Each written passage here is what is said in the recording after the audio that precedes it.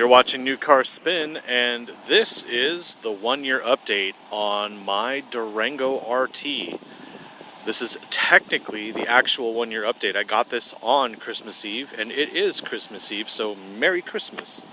So far, I haven't had any issues with the Durango. I will say that the only thing I've had to do was put air in a tire in 1 year and 10,000 miles. This thing has been the most trouble-free vehicle I've ever had. I have never been to the dealer since I bought it. And if you're not familiar with this one, this is Destroyer Gray. I ordered it with the red interior as well. I've done a video on this when I bought it, and I did a road trip to California in it. It was epic. And I'd say there are a few things I would change, so I want to talk to you about that. Overall, though, I really wouldn't change anything because it's that good. So let me explain what I mean.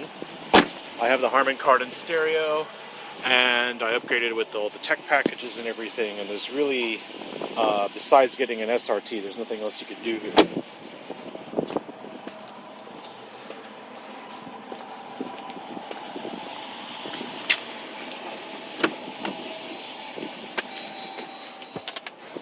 So, as you can tell, radar cruise and power everything, even an electrically adjustable steering wheel comes in and out, which is great.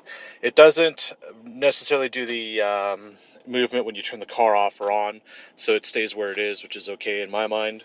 I have the digital cluster in the center, which you can change to show different information and things like that. But really, the ownership experience has been great and boring at the same time because I've just been driving it and that's it. I only have 10,000 miles on it, which is really odd. It's like the lowest I've ever driven any car that I've considered my daily. But because I have so many press cars in the year, what I did was I drove this to California. So I had like 4,500 miles on it or so. Go check out that video when I start that road trip. Drove it to California and drove back in the summer, and now I've got 10,000 miles. So this really has sat around for a little bit. And yeah, that's it. Like, there's really nothing in here to complain about other than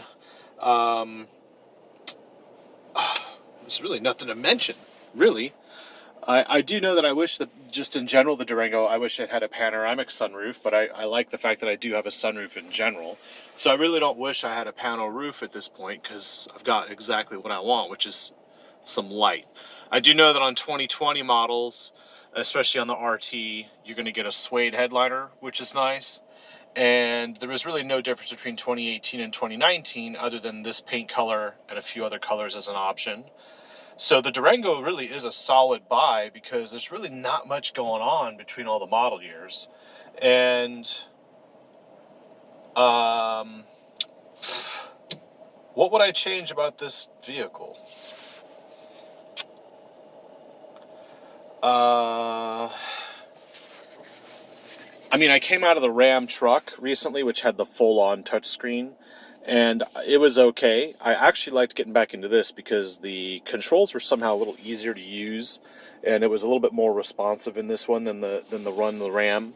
And you know, I could just see where I am in a glance, and these icons are larger and they're not so squared off. Everything here still looks good, even though it's kind of an older system now. It's been around for 3 or 4 years, but it is award-winning, and I know why. It's because it's great. And what else is there? I mean, I have a CD slot right here, actually. When you get the DVD package, you get a CD slot that goes in the center console. So this isn't that big. And beyond the fact that I don't ever visit the dealer, although there is an oil change due now at 10,000 miles, so I have to visit the dealer today or, you know, sometime around this week to get an oil change. It has been that much of a hassle-free vehicle. And the only thing that it has been a problem is I've been visiting the gas station quite a lot because this thing has been averaging somewhere around 13 to 17 miles per gallon. On a drive, it'll get 23, but on the freeway. But if you're in the city, you know, you use remote start, you let it run for a little bit. I have short trips, so when I go get coffee and stuff, I just let it run in the parking lot for a few minutes just to keep it warming up, and I don't like to cycle it hot and cold all the time. So I've just been using this thing, and it's been great. The color's great, the combination's awesome. People walk up to this thing in a parking lot and check it out, and I've had it for a year now, so I figured I'd give you an update. The reality is, it's been a great vehicle. Never went to the dealer, never had an issue. Only had to fill up a tire once, and that's because we had a cold front come through. And turn the key, it goes. And insurance has been reasonable on it. The power has been great. Fuel economy, obviously. This is why I kind of got the RT over the SRT. Number one, I wanted the rear-wheel drive because the SRT and the all-wheel drive in the Durango is just too planted. So rear-wheel drive in this one gives me a little bit of fun to kind of step out the rear end and kind of break the tires loose. So that's what I like about this configuration is the rear-wheel drive RT. You can kind of have some fun there. Otherwise, you know, the SRT would be even worse on fuel economy. So the RT was just kind of a little bit more practical, a little bit more sensible. And I'm still glad that you can get a V8 in an SUV. So there's a 3-row SUV with a V8. I mean, that's a remarkable thing. And I upgraded the dash to the leather trim dash here because I wanted something nice to look at on a road trip and stuff, and I have no regrets on that. And I have no regrets on the Harman Kardon. I have no regrets on this red color. I have no regrets on the captain's chairs. I have no regrets on the DVD system. No regrets on the sunroof. This thing is just, there's just no regrets in this thing. Ooh, look at that. I think I just noticed something. I think I didn't even peel this off yet. It's my favorite thing to do, too. What is that? Yep. There you go. Look at that. A year on, and I haven't even gotten to it yet. Cup holders, can't complain. I wish they would have better interior lighting at night. You know, there's that cool stuff the newer cars do now, but I'm not really convinced about it.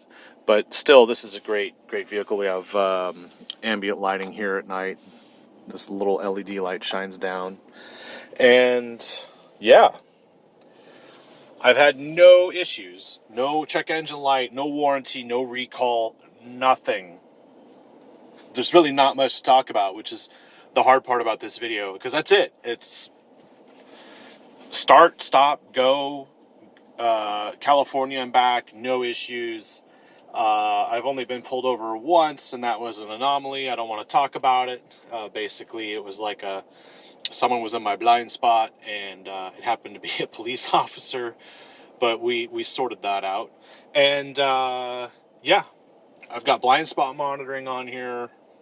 It's just been great.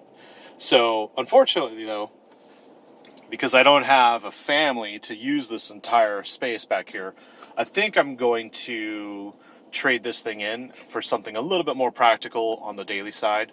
I was working on some property that I had, so instead of getting a truck, I got one of these. So I was able to go to IKEA and do a bunch of stuff and throw some things in the back and kind of treat this a little bit like a truck, and it worked great for that.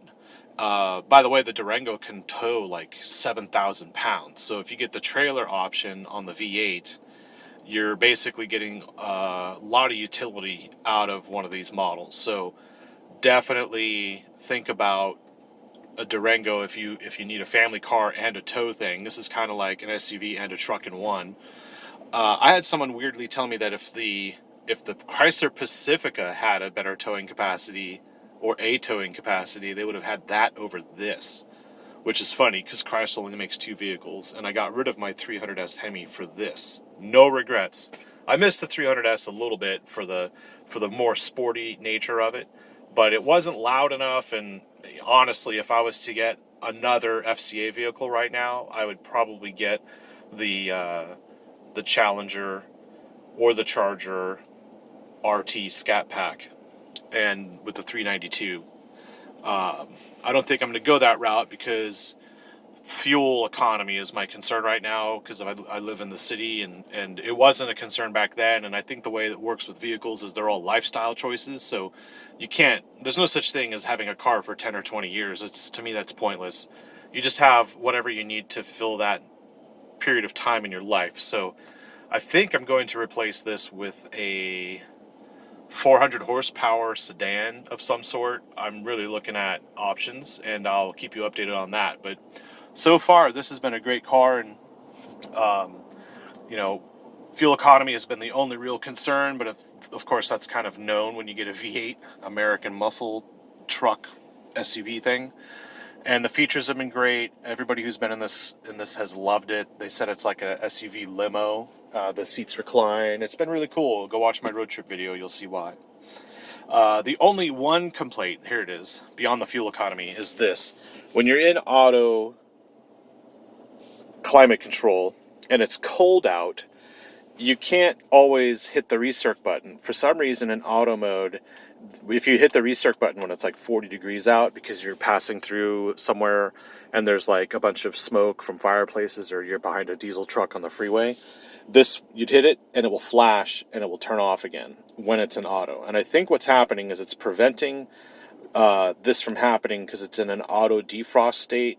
But if you take it out of auto, you can always put the recirc on. And I'm not sure why, but I've read that other people have had that issue too, and I think it's like a prevention from it frosting over or something happening with the system. So I do know that that's kind of annoying, because it happened to me in a press car a couple years ago, and I noticed the same thing. You hit the recirc button if you're behind something stinky or smoky or sooty or whatever, and it won't do it. It just refuses when it's in auto mode.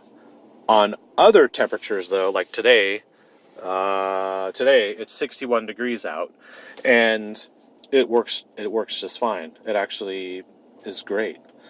I wish I had more to tell you, but that's it. So the Durango has been the most reliable car I've ever owned. I've never had to go to the dealer with it, and I've had it for 12 months and 10,000 miles to the day I bought it, which is remarkable. So I figured I'd share that with you, and have a Merry Christmas. Thanks for watching.